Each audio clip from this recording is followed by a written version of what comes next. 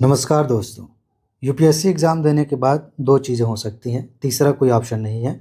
या तो आप पास होंगे या फिर आप फेल होंगे। और ये चीज़ ध्यान रखिए कि सफलता या असफलता एक दिन में नहीं मिलती। अभी आपने जो रास्ता चुना है उसी से तय होगा कि आप सफल होंगे या असफल होंगे। अगर आप उन चीज़ों को पढ़ रहे हैं जो एग्ज़ाम में सीधे आपके काम आएंगी, तो आप इस रास्ते पर चल रहे हैं, आज नहीं तो कल आप सफल हो ही जाएंगे। लेकिन अगर आपने ऐसी चीज़ें पढ़नी शुरू कर दी हैं जो आपके काम की नहीं है, सिर्फ आपके पैसे की और समय की बर्बादी हो रही है, तो चाहे आप कितनी भी मेहनत कर लीजिए, अंततः आप असफल ही होंगे और इस जाल में फंसे रहेंगे, बार बार एग्ज़ाम देते रहेंगे। इसीलिए अपना समय बहुत सोच समझकर उन चीज़ों पर निवेश करिए जो आपको सफलता की राह पे आगे बढ़ाती हैं। और इसी काम को आसान करने के लिए मैं लगातार आपको 5 सालों से सबूत भी दिखा रहा हूँ, नोट भी दे रहा हूँ कि देखिए बस इतना ही पढ़ लीजिए, टॉप 300 की नोट आपको दी जाती है, यहीं से कट ऑफ से ज़्यादा क्वेश्चंस आ रहे हैं। अगर आपका बेसिक क्लियर है तो इससे ज़्यादा कुछ भी पढ़ने की ज़रूरत नहीं है। ये सारी वीडियोस चैनल पे पड़ी हैं, जाके सबूत वाली वीडियो आप देख सकते हैं। और इसके लिए क्या करना है, ये व्हाट्सएप नंबर है, आप इस पर मैसेज करिए। जो भी नोट्स यूपीएससी के लिए दी जा रही हैं उनकी जानकारी आपको मिल जाएगी, जल्दी से आप नोट ले लेंगे। ठीक है जी, तो चलिए आगे बढ़ते हैं। आज की क्लास में सबसे पहले हम देखेंगे कि अमेरिका ने भारत को 657 प्राचीन वस्तुएं वापस की थी। इनकी कीमत लगभग 14 मिलियन अमेरिकी डॉलर है। यहाँ से प्रश्न किस तरह से पूछे जाएंगे, सबसे पहले आप ये ध्यान रखिए कि कौन कौन सी वस्तुएं वापस की गई हैं। पूरी लिस्ट हम नहीं दे रहे हैं, कुछ हैं, थोड़ा सा ध्यान रख लीजिएगा। लेकिन उससे भी ज़्यादा इम्पॉर्टेंट है कि प्राचीन वस्तुओं को अपने देश में वापस लाने का क्या प्रोसेस होता है, यहाँ से क्वेश्चन पूछा जा सकता है। और तीसरी चीज़ कि प्राचीन वस्तुएं कहते किन्हें हैं। अगर आपने ये 3 बातें समझ ली, ये टॉपिक आपका तैयार हो गया। नोट आपको बहुत पहले दे दी गई थी तो आपने पढ़ा ही होगा। देखिए एक एक करके समझते हैं।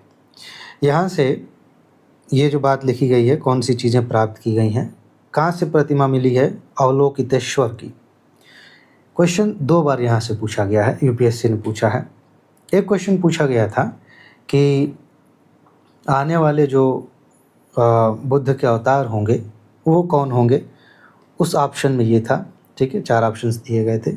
और एक सीधा सीधा क्वेश्चन पूछा गया था कि भगवान बुद्ध के कौन से नाम हैं, उनमें से एक शायद नहीं वाला था या फिर हाँ वाला था, कुछ भी ऐसा था, लेकिन ये ऑप्शन में था कि कौन कौन से नाम हैं।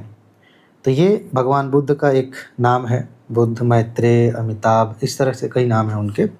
ये प्रश्न पूछा जा सकता है। छत्तीसगढ़ से ये प्रतिमा प्राप्त हुई थी, फिर वहाँ चली गई, कैसे गई आप कहानी पढ़ेंगे समझ में आएगा, वैसे उसकी ज़रूरत है नहीं।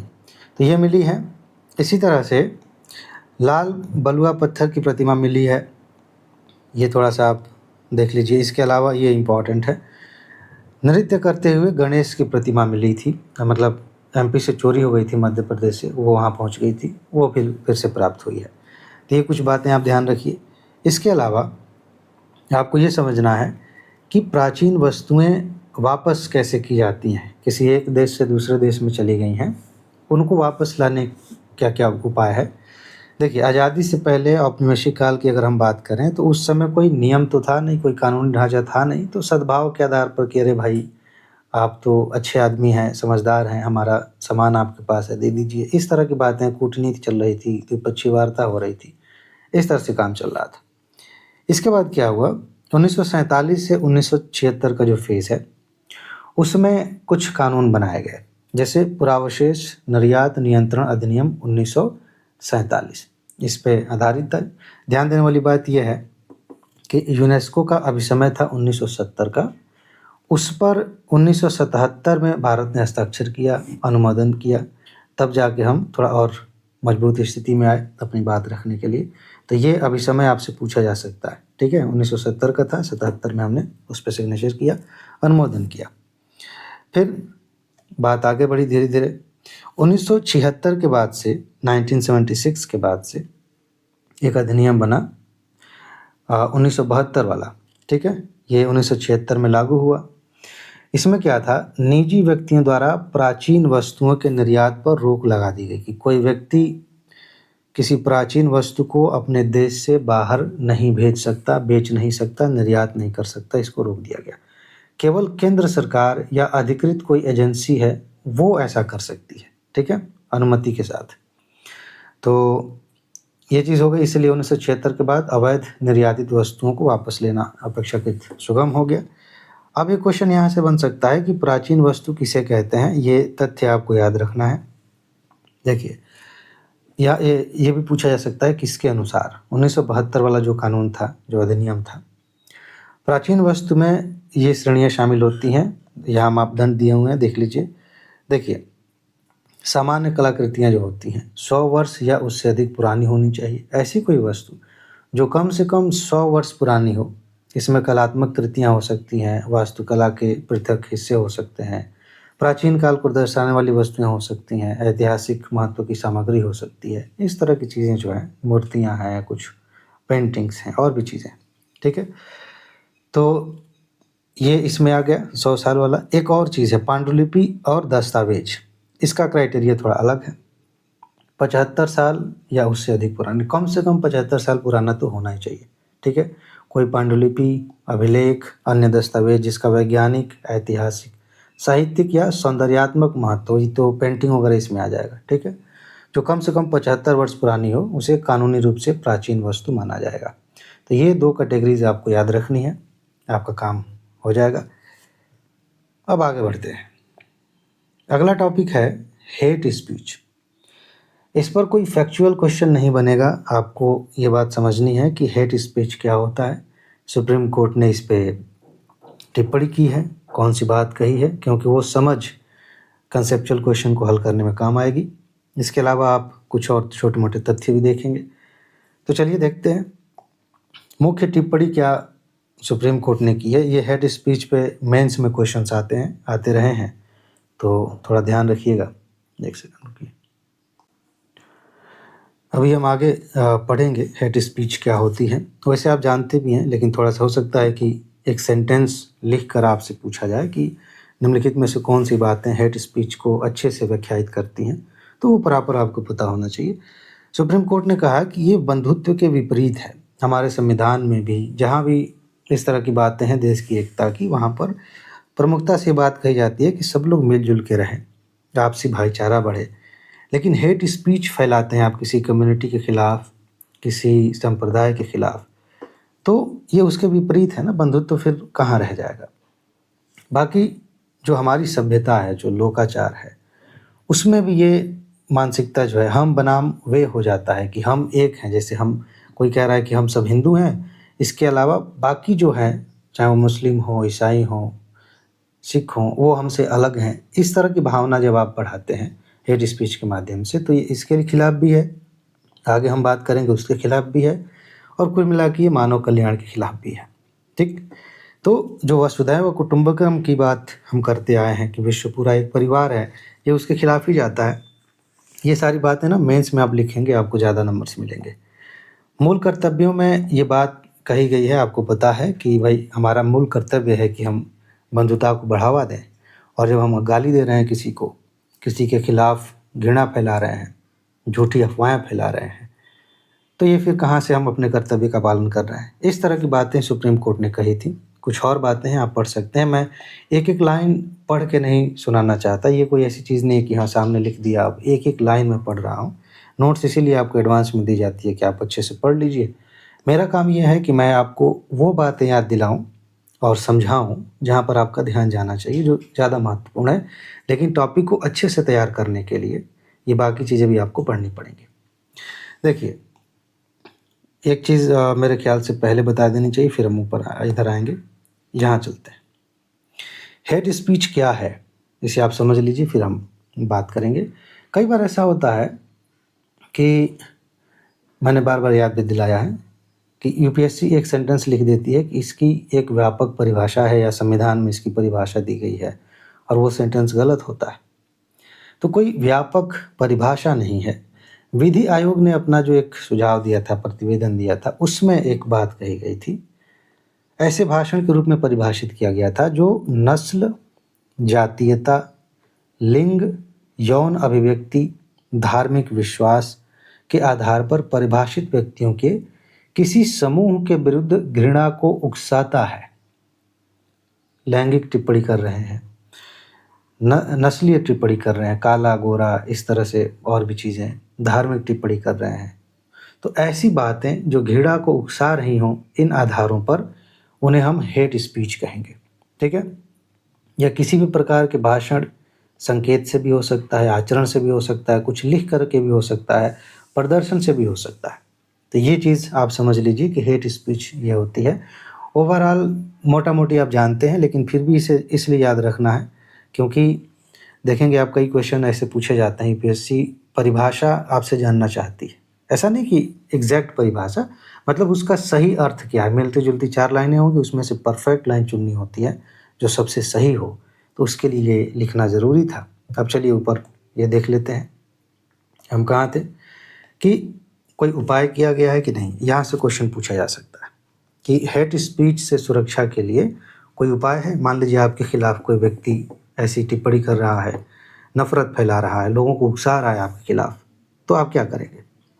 वैकल्पिक शिकायत तंत्र इसके लिए है। देखिए, अगर कोई पुलिस, स्थानीय पुलिस जो है एफआईआर नहीं दर्ज कर रहा है, मना कर देते हैं, तो भारतीय नागरिक सुरक्षा संहिता 2023 की धारा 173(4) जो है ये आपको एक तरह से अधिकार देती है शिकायतकर्ता को पुलिस अधीक्षक को पोस्ट के माध्यम से सूचना लिखित में भेजने की अनुमति देती है कि आप एसपी को सीधे जो है लिख के बता सकते हैं कि देखिए सर, हमारे खिलाफ ये हेट स्पीच हो रही है और एफआईआर दर्ज नहीं हो रही है, आप इस पे एक्शन लीजिए, ठीक है।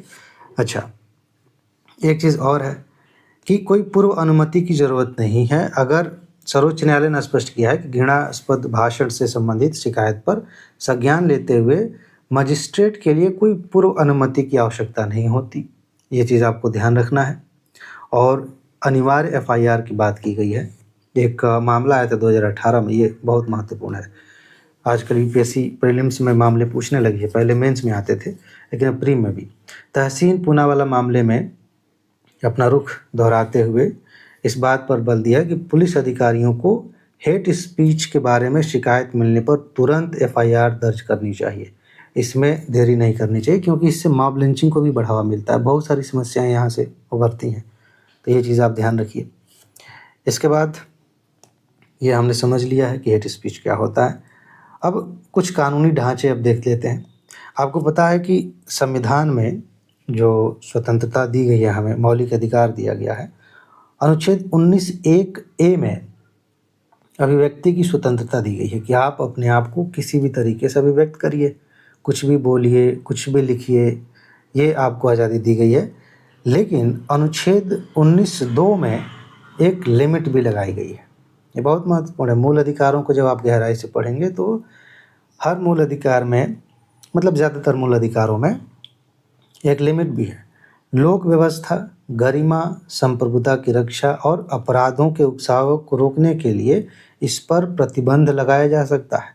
यानी कि कुछ भी बोलने का मतलब ये नहीं कि आप किसी को ऐसे ही, मतलब लोगों को भड़काने लगें कि इसको मार दो, या इस तरह की कोई भी हेट स्पीच आप नहीं दे सकते। लोक व्यवस्था को आप नुकसान नहीं पहुंचा सकते।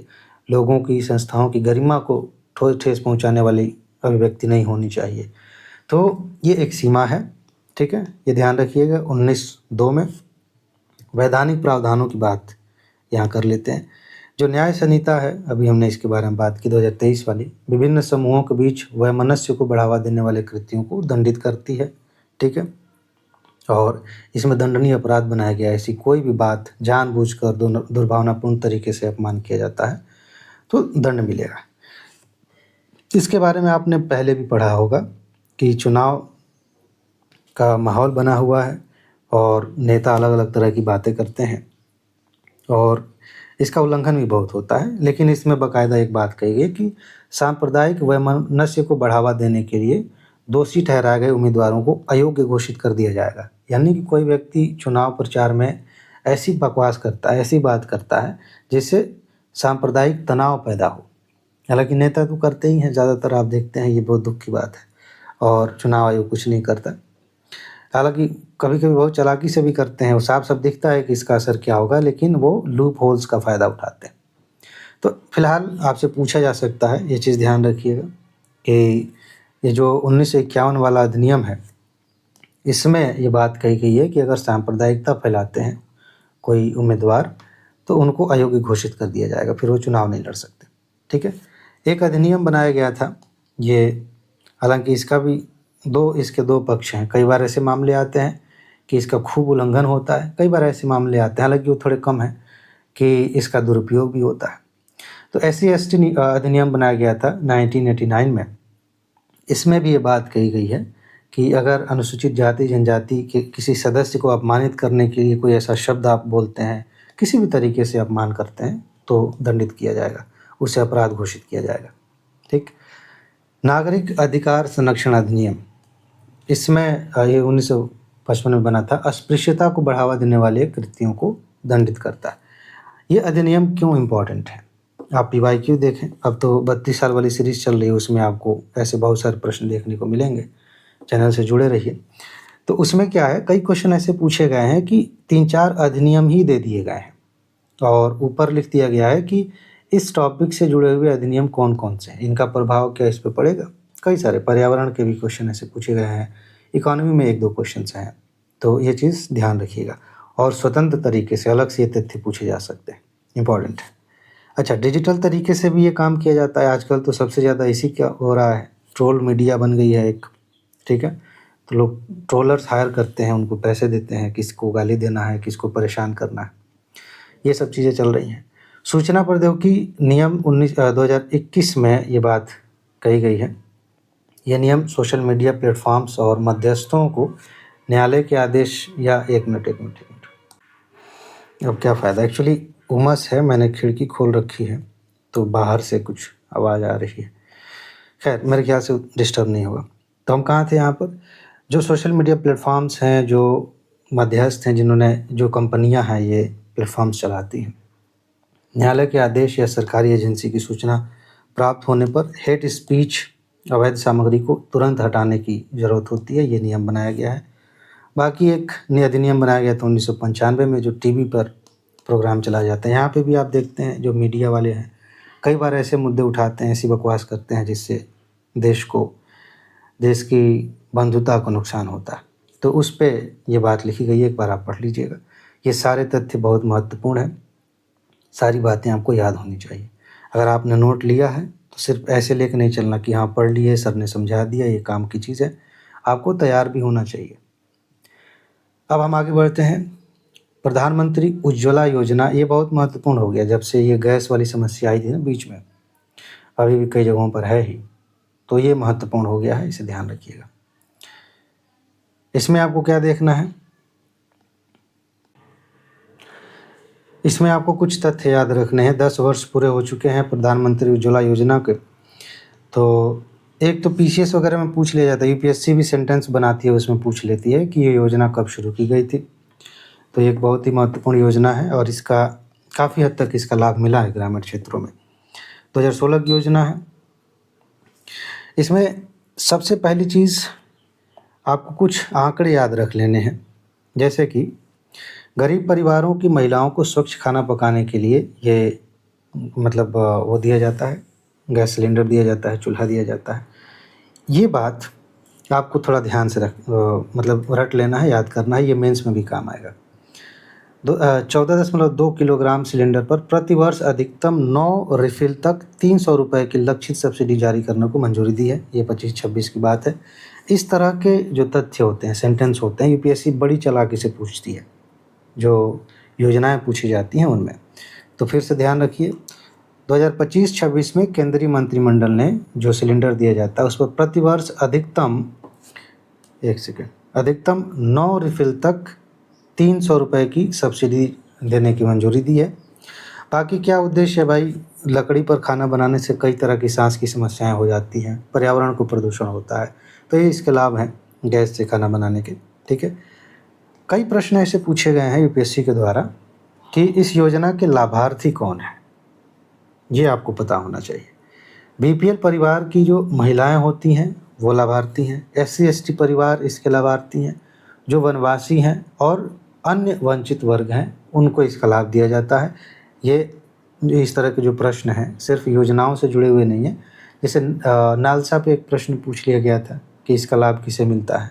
जहाँ भी किसी खास टारगेट को समुदाय को या जनसंख्या के हिस्से को टारगेट करके कोई कानून बनाया गया है, कोई योजना बनाई गई है, वहाँ पर यह संभावना रहती है कि आपसे पूछ लिया जाएगा।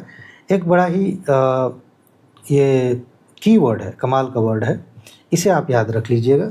मान लीजिए यूपीएससी ने सीधा एक क्वेश्चन पूछ लिया, पीसीएस में पूछ लिया गया कि ब्लू फ्लेम क्रांति क्या है। ये बहुत इंटरेस्टिंग है, बहुत सारे लोग इसे गलत कर देंगे। ब्लू फ्लेम क्रांति किसे कहते हैं? इसी को कहते हैं स्वच्छ ऊर्जा उपलब्ध कराया जा रहा है, ठीक है। नीले कलर का फ्लेम होता है अगर गैस ख़त्म नहीं हो रहा है तो, ठीक है। तो उसी से जोड़ के ये नाम रख दिया गया ब्लू फ्लेम क्रांति। अच्छा, उज्ज्वला 2.0 इसमें कौन सी बातें थी? ये 2021 से शुरू किया गया था। इसमें आपको थोड़ा ये ध्यान रख लेना है कि जो प्रवासी श्रमिक हैं, जो अपने राज्य से बाहर कहीं रह रहे हैं, उनको भी गैस मिल सके, सिलेंडर मिल सके, तो दस्तावेजीकरण को थोड़ा आसान बना दिया जाए। ऐसा नहीं कि इतना जटिल लेके जाओ घर से, गांव से ये बनवा के लेके आओ तब तुमको सिलेंडर मिलेगा, उसको सिंपल किया गया है, ठीक है। इसका वित्तीय मॉडल आप देखेंगे तो हर कनेक्शन पर 1600 रुपये प्रदान किए जाएंगे, पहला रिफिल और गैस चूल्हा फ्री हो जाएगा। ये सारी बातें हैं। बाकी उपभोग में क्या रुझान रहा है, ये आंकड़ा आप एक बार देख सकते हैं, याद कर लीजिएगा। इसकी क्या उपलब्धियां रही हैं, ये मेंस में पूछा जा सकता है, प्रीलिम्स में थोड़ी संभावना कम है, लेकिन इससे आपकी समझ बनेगी कि स्वास्थ्य और सुरक्षा कैसे इसको बढ़ावा मिल रहा है, महिला सशक्तिकरण हो रहा है, बुनियादी ढांचा और ऊर्जा न्याय, ये इम्पोर्टेंट। एनर्जी जस्टिस क्या होती है, अलग से एक क्वेश्चन पूछा जा सकता है, हो सकता है मेंस में प्रश्न पूछ लिया जाए। भाई जैसे आर्थिक न्याय का मतलब यह है कि हर व्यक्ति को कम से कम इतना पैसा मिले, इतनी आय हो कि वो अपना जीवन अच्छे से जी सके, ठीक ठाक खाना खा सके, उसका इलाज हो सके अगर तबीयत खराब हो रही है तो ऊर्जा न्याय का मतलब यह है कि ऊर्जा तक सबकी पहुंच हो, कम से कम इतनी पहुंच हो कि जीवन सामान्य तरीके से चलता रहे, ठीक है। तो ये सारी बातें आपको ध्यान रखनी है और बस यही सिंपल सी चीज़ें हैं। इसके बाद से अगला क्वेश्चन है, मतलब टॉपिक है, आधुनिक कक्षीय संघर्ष, ऑर्बिटल कन्फ्लिक्ट बढ़ रहा है। ये ऑर्बिट की बात हम कर रहे हैं, जैसे ये धरती है ना, तो धरती के चारों तरफ हमने सैटेलाइट छोड़ रखे हैं। अलग अलग देशों ने अलग अलग, किसी ने लो अर्थ ऑर्बिट में छोड़ रखा है, कुछ सैटेलाइट्स बाहर होते हैं, कुछ हम चांद पे भेज देते हैं। फिलहाल मोटे तौर पर जो लो अर्थ सैटेलाइट्स हैं, ऑर्बिट सैटेलाइट्स हैं, लगभग 400, 300, 400 किलोमीटर के आसपास, वहाँ पर सघनता बढ़ रही है और ये कन्फ्लिक्ट भी बढ़ रहा है कई कारणों से। इसे समझना बहुत ज़रूरी है। ये नया टॉपिक उतना भी नया नहीं है, कई सालों से चल रहा है, लेकिन इस पर क्वेश्चंस पूछे जा सकते हैं। एक बार कैसलर सिंड्रोम पे क्वेश्चन आया था शायद, अब पता नहीं मेंस में कि प्री में, लेकिन आया था। आगे हम पढ़ेंगे उसके बारे में। तो एक तरह से ये साइलेंट वार की ओर दुनिया जा रही है। सामान्य तौर पर आप देखेंगे युद्ध जहाँ भी हो रहे हैं, अब सेना आपस में नहीं लड़ रही है कि मतलब फिजिकली आमने सामने है कुछ मीटर की दूरी पर और बंदूक से गोलीबारी हो रही है युद्ध में। छोटी मोटी झड़प की बात नहीं कर रहा हूँ, युद्ध की बात कर रहा हूँ। अब बहुत सारे तरीके हैं, ड्रोन से हमले हो रहे हैं, साइबर अटैक्स हो रहे हैं, केमिकल वेपन्स बना लिए गए हैं। तो उसी में अगली कड़ी ये है कि अंतरिक्ष में भी वार हो रहा है। लोग यहाँ बैठे हैं अपने अपने घरों में और अंतरिक्ष में लड़ाई कोई जीत गया और कब्जा कर लिया देश की इकोनॉमी पे, वहाँ के पूरे सिस्टम को हैक कर लिया। तो ये ज़्यादा खतरनाक है। तो इस संघर्ष की क्या मुख्य विशेषताएं हैं, थोड़ा सा आप समझ लीजिए। देखिए, सबसे मेन है साइबर हमले। साइबर हमला होगा, जो जीपीएस प्रणाली हम यूज़ करते हैं उसको करप्ट किया जाए, और भी चीज़ें, कुछ फिल्में इस पे बनाई गई हैं अगर आपने देखी हो, कि गलत लोकेशन, या आपने मान लेते हैं कि आपने युद्ध के दौरान किसी देश पर हमला किया और उसका जो है जिस रास्ते को वो अनुसरित करते हुए, जिसका अनुसरण करते हुए जा रहा है, उसको किसी ने बदल दिया, वो घूम के आपके ही देश पे आ गया, तब क्या करेंगे। तो इस तरह से और भी चीज़ें हैं। विमान जो होते हैं, जो समुद्री जहाज होते हैं, नेविगेशन के लिए सैटेलाइट्स का इस्तेमाल करते हैं। वहाँ अगर गड़बड़ी हो जाए तो फिर वो कहीं का कहीं पहुँच जाएंगे, दिक्कत हो जाएगी, ठीक है। तो ये कुछ बातें हैं और ये तो सामान्य सी बात, तो वही बातें मैं समझा रहा था। प्रॉक्सी नेटवर्क द्वारा प्रदान की गई रणनीतिक गुमनामी अंतर्राष्ट्रीय कानून में संरचनात्मक तनाव उत्पन्न करती है। अपराधी के बारे में उच्च साक्ष्यात्मक निश्चितता के बगैर पारंपरिक निवारण विफल हो जाता है, लोग जान ही नहीं पाते कौन क्या कर रहा है, कहाँ से। कई बार ऐसे होता है ना कि साइबर हमला हो रहा है, कौन कर रहा है, कहाँ से कर रहा है, पता नहीं चल रहा। अच्छा, एक चीज़ ये इंटरेस्टिंग है, मान लीजिए आपसे पूछ लिया जाए कि कार्यात्मक स्ट्राइक क्या होती है। ये सिद्धांत कह रहा है 2026 तक बढ़ती कानूनी सहमति बताती है कि यदि एक डिजिटल घुसपैठ एक उपग्रह को बेकार कर दे, ठीक है, ब्रेक कर देती है, तो इसके परिणाम स्वरूप संयुक्त राष्ट्र चार्टर के अनुच्छेद 2.4 यानी कि 2.4 में कहा गया है, जो बात कही गई है उसका उल्लंघन ये हो जाएगा। यानी कि उसमें कहा गया कि बल का प्रयोग नहीं करना है, और यहाँ पर क्या हुआ कि घुसपैठ करके एक उपग्रह को बेकार कर दिया गया। उस उपग्रह से किसी देश का जो भी नौसंचालन चल रहा था, नेविगेशन, कुछ भी हो सकता है, तो वो ये उसका उल्लंघन है। पूछा जा सकता है कि ये जो संयुक्त राष्ट्र का चार्टर है उसका अनुच्छेद 2.4 क्या है। संभावना कम है, लेकिन इस तरह के क्वेश्चंस पिछले कुछ वर्षों में 1-2 पूछे गए हैं, तो थोड़ा ध्यान रखिएगा।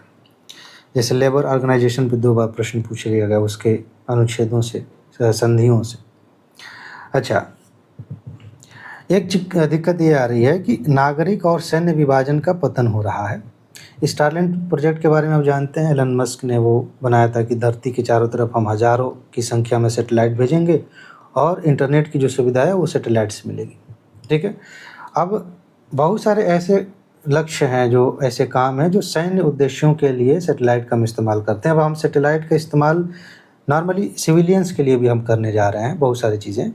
तो उस समय जो अंतराल था, जो गैप था, जो डिवीज़न था, वो धूमिल होता जा रहा है। उसकी वजह से कई सारी कन्फ्यूजन्स पैदा होंगी, कई सारी दिक्कतें आगे हो सकती हैं, ठीक है। अब एक चीज़ और भी, बहुत सारे ऐसे लक्षण आपको दिख जाएंगे।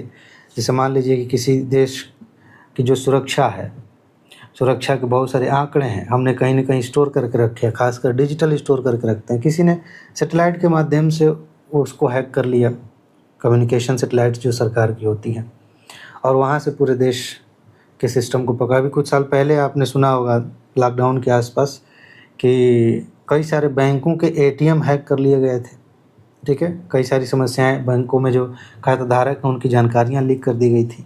करोड़ों आधार कार्ड जो धारक थे उनका डाटा लीक कर दिया गया था हैक करके। तो ऐसी समस्याएं आगे और बढ़ेंगी। परिणाम क्या होगा? सबसे जो पहले नंबर पे हम बात कर रहे थे, कैसलर सिंड्रोम।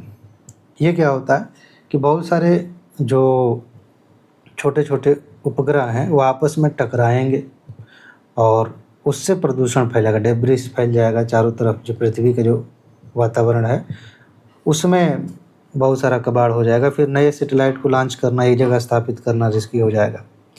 ऐसी चीज़ें हैं, और इसमें ये मेन बात है। और क्या है इसमें, ठीक है, इसमें कुछ और ख़ास नहीं है, आगे देखते हैं। हाँ, पर्यावरण और वैज्ञानिक हानि। इसमें एक इंटरेस्टिंग चीज़ ये है कि आपने प्रकाश प्रदूषण का नाम सुना है? पता नहीं यहाँ लिखा है कि आगे। अभी मैंने इसको सब पढ़ा है तो एक साथ सारी बातें ध्यान में आ रही है, जो जहाँ याद आ रहा वो मैं बता दे रहा हूँ। तो पर्यावरण को इससे कैसे नुकसान होगा? बहुत सारे ऐसे सैटेलाइट हैं जिसमें जो धातुएँ हैं उनका जब डिसइंटीग्रेशन होगा तो उससे कई सारे रसायन निकलेंगे, गैसें बनेंगी, वो ओजोन को नुकसान पहुंचा सकती हैं। वहाँ से बहुत सारे चमकीले जो पदार्थ निकलेंगे, बहुत ज़्यादा रिफ्लेक्शन होगा, उससे दिक्कत हो सकती है। साथ ही साथ जब हम अंतरिक्ष में देखते हैं कि मतलब मान लीजिए दूसरी आकाशगंगाएं हम देख रहे हैं, धरती पर हमने एक लगा रखा है, दूरबीन लगा रखा है। अब वायुमंडल में ढेर सारे वही तैर रहे हैं, मतलब उनका एक तरह से टूटा फूटा हिस्सा तैर रहा है, ढेर सारे सैटेलाइट हो चुके हैं, तो उससे ये बाधित होगा। एक तरह का क्लाउड, एक तरह का बादल बन जाएगा। तो ब्रह्मांड हमारा अब उतना स्पष्ट साफ नहीं दिखेगा। बहुत सारे कण ऐसे सामने आएंगे जो लगेगा कि ये अंतरिक्ष का कोई प्राकृतिक कण है, लेकिन फिर बाद में पता चलेगा ये तो सैटेलाइट है। इस तरह की समस्याएं आ सकती हैं। नेविगेशन मुश्किल हो सकता है, ठीक है। और बैंकिंग वाला तो हमने बताया ही है। एक चीज़ पूछी जा सकती है कि अंतरिक्ष मलबे से क्या क्या नुकसान हो सकते हैं, या फिर अंतरिक्ष संघर्ष से क्या क्या नुकसान हो सकते हैं, और इस पैटर्न पे प्रश्न बनने की सबसे अधिक संभावना है इस टॉपिक से। इसलिए ये बातें ध्यान रखिए, जो एग्जाम्पल्स मैं दे रहा हूँ। बाकी सिस्टमेटिक तरीके से आप नोट तो पढ़ ही रहे हैं। और डिजिटल विभाजन एक सिंपल सी चीज़ है। जैसे मान लीजिए संचार उपग्रह को नुकसान पहुंचाया गया, जैसे स्टारलिंक है, वन वेब है, इस तरह की चीज़ें हो रही हैं, वो जब बाधित होंगी तो जो गांव में जो लोग हैं जो उन पर निर्भर हैं वो फिर क्या करेंगे, अचानक से कनेक्शन टूट जाएगा, आपदा प्रबंधन मुश्किल हो जाएगा। पता चले कहीं प्राकृतिक आपदा आई है और किसी देश ने, ये थोड़ा अलग मैं ऐड करके बता रहा हूँ, उसी समय सैटेलाइट को हैक कर लिया और ऐसा कर दिया कि सैटेलाइट काम नहीं कर रही है, हम पता नहीं लगा पा रहे हैं कि लोग कहाँ कहाँ पे फंसे हुए हैं, कैसे वहाँ पे हमें जाना है, कम्युनिकेट कैसे करना है। तो फिर वो लगेगा कि नेचुरल डेथ हुई है लोगों की प्राकृतिक आपदा में, लेकिन ये एक तरह का साइबर हमला भी इसमें मिक्स हो जाएगा। बहुत सारी समस्याएं इसमें आ सकती हैं।